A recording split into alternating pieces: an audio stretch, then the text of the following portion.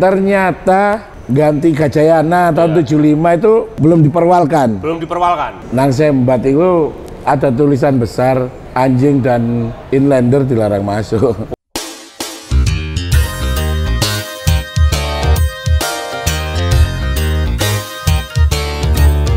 Pemirsa, masih bersama saya Samwes di Podcast S. Kali ini masih tetap pada edisi buku Spektrum Kota Malang, edisi 1 abad Stadion Gajayana Malang.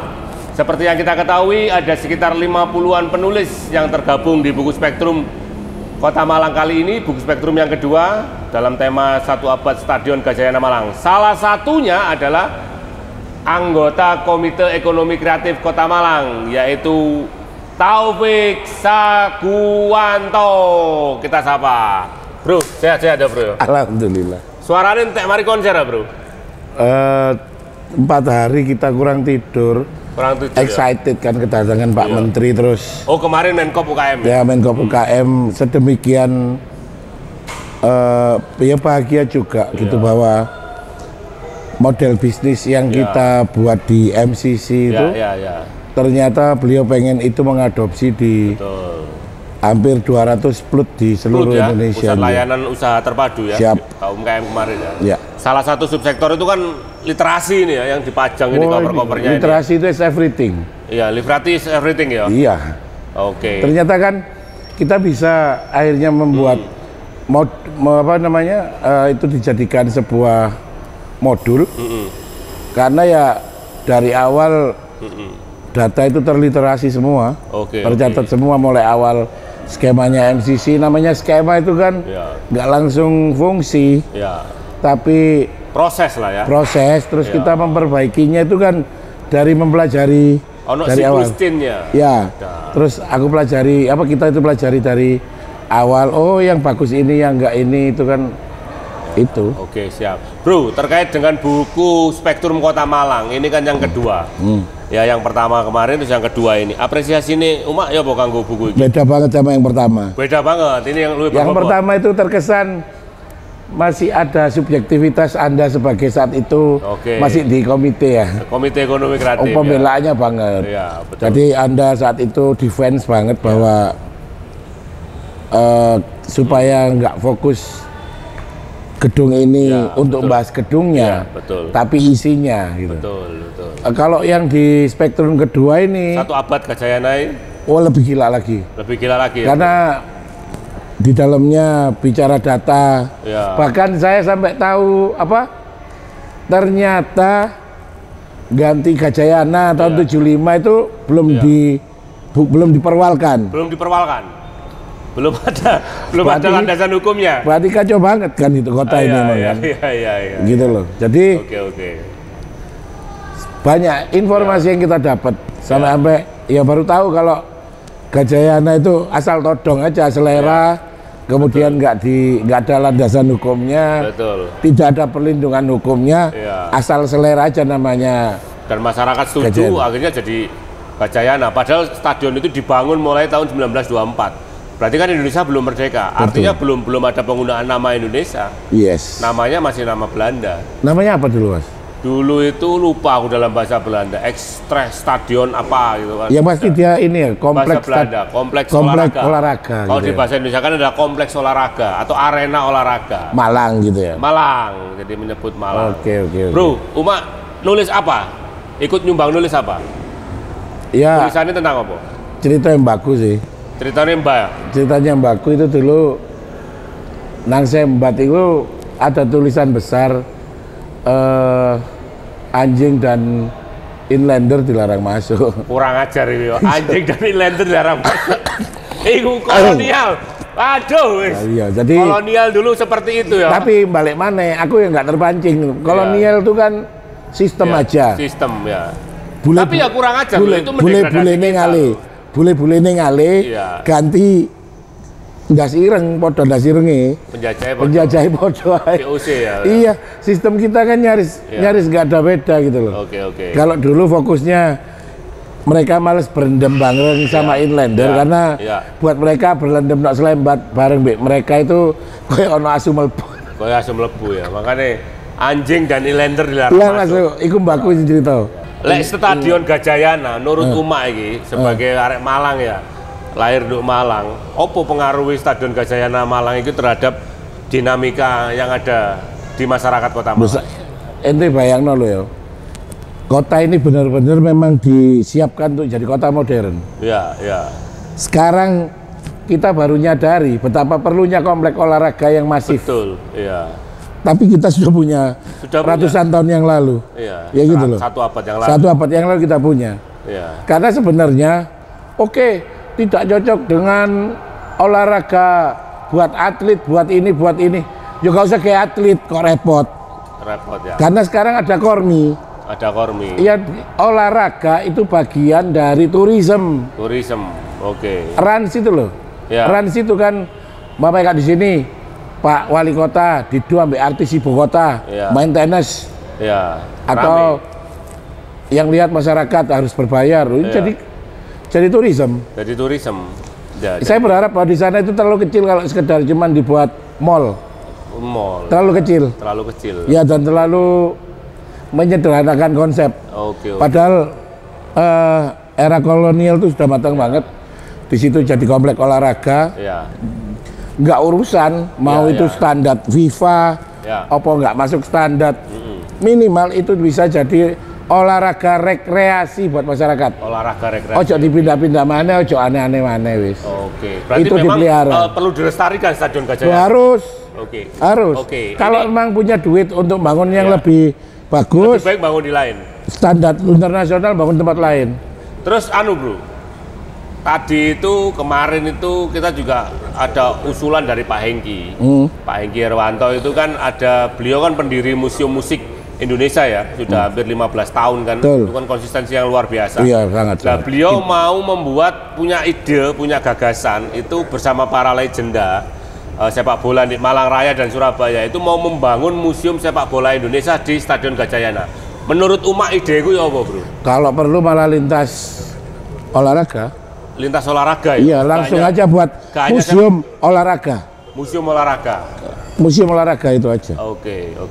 Keren loh. Keren ya, dan belum ada di Malang ya, museum olahraga. Dan itu museum olahraga di Stadion Gajayana. Dan kita bisa ngumpulkan dari para sesepuh yang dulu pernah ngarumkan nama Indonesia. Ya, yang dari Malang. Yang dari Malang, entah penghargaannya apa.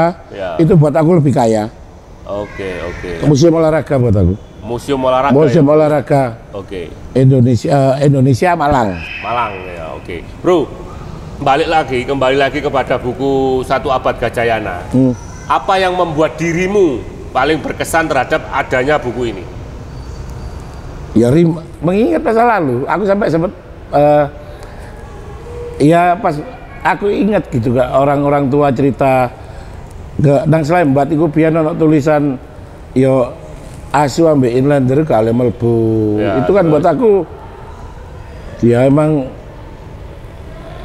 rakyat tuh mulai dulu rakyat biasa-biasa itu ya emang suruh jadi penonton mulai dulu. Oke. Contoh mamanya gini, ketika itu dibangun jadi mall aku tanya ya. Kalau sebelum ada mall, ya. Semua orang bisa di situ, nggak bayar. Ya, aku bisa aku bahkan pernah main basket tengah malam, ya. Lampu nggak ada, aku sorot bawa lampu motor, ya. Teman-temanku kita main basket, ya. Keren gitu loh buat aku. Ya. Terus bagaimana meskipun fasilitasnya nggak mewah, tapi seneng aja ke situ. Seneng ya, dulin jelek. Arek cilik-cilik main yang jobo lapangan luar itu ya, kurang ada MOG itu ya. Sangat. Tapi begitu jadi MOG, saya tanya sama jenengan, yang datang minimal punya motor atau punya mobil.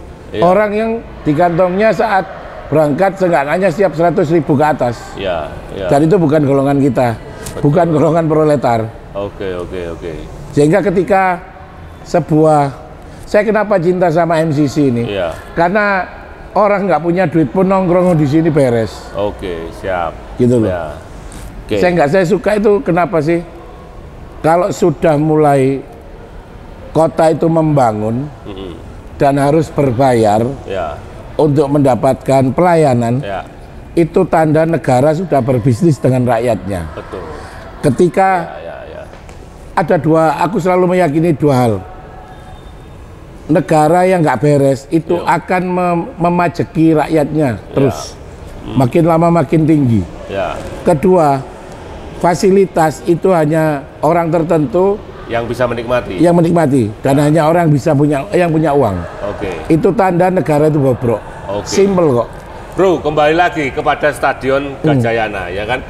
Selain mengungkap kisah-kisah sejarah perjalanan Stadion Gajayana mulai tahun 1924, itu juga ada beberapa tulisan yang mengungkap masa depan Stadion Gajayana. Lah itu bro, menurut Uma, ke depan sebaiknya Stadion Gajayana itu diapakan? Atau dijadikan apa? Menurut visi maksimalkan fungsinya.